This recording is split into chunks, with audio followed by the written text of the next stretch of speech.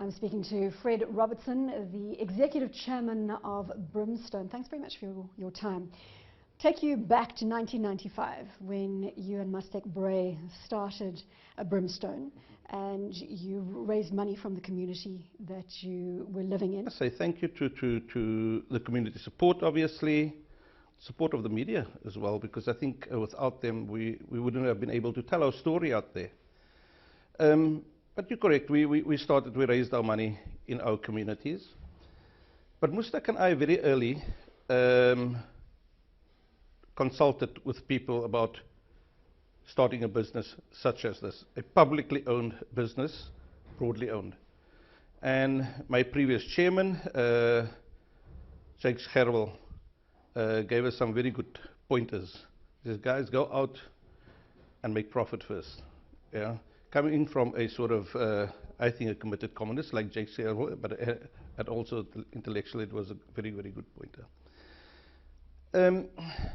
We've been passionate about business, but you've got to be profitable before you can give it away. Once you are profitable, is it extensively about giving back to the community that you came from?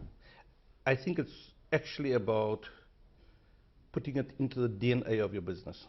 Profitability, empowerment, and having a positive social impact. It's got to go together. And that's the mantra I've been beating for close to 20 years. Next year we'll be 20 years old.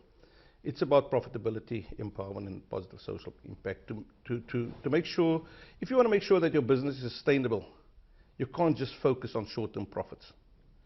You've got to focus on profitability over the long term, and you can't just be thinking of shareholders. You've got to be thinking of all stakeholders.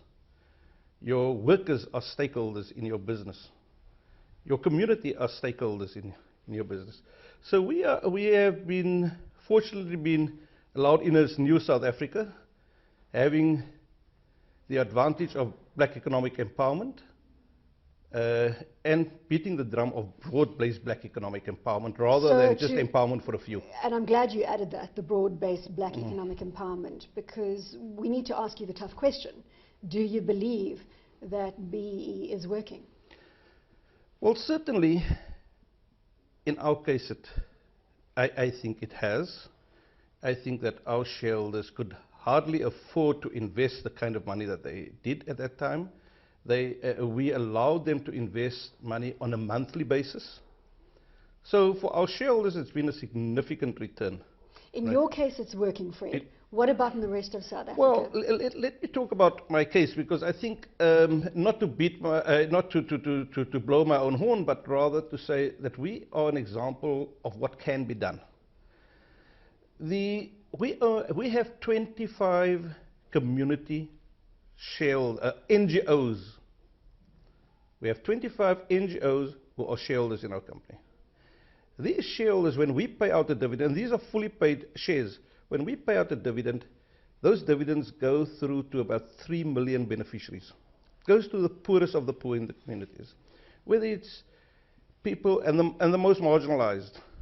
And Mustek and I and a few of the executives back at Brimstone are thinking about how do we broaden this? How do we put between 10 and 15% of our equity in the hands of the poorest of the poor, of the most marginalized, of people who are working in the communities, whether it's in early childhood education, whether it's in HIV projects, whether it's in child-headed families, League of the Friends of the Blind, cancer-riddled patients, home-based care, universities.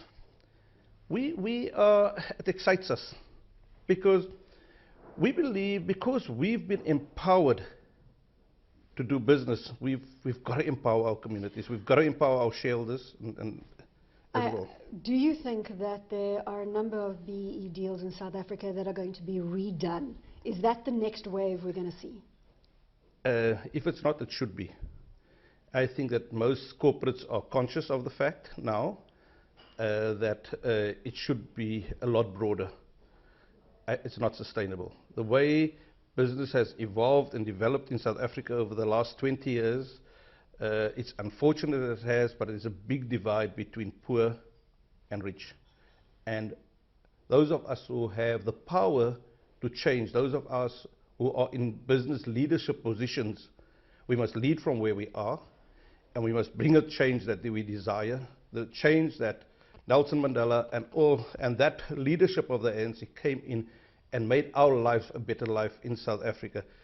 It's our chance and our opportunity to change as well the lives of those less fortunate. Do you think that South Africa is going to see its way clear through the current turmoil that we are experiencing? The inequality, I'm talking about unemployment at 25.4%, formal unemployment, youth unemployment way higher than that.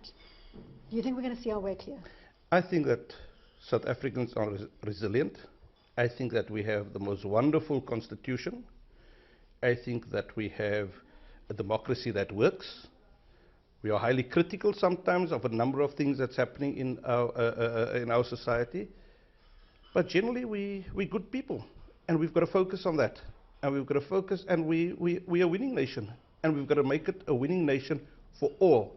We've got to spread the circle and broaden the circle of benefit so that all can be beneficiaries of this wonderful democracy. And as I say, we can't just look at government, at labor, at business.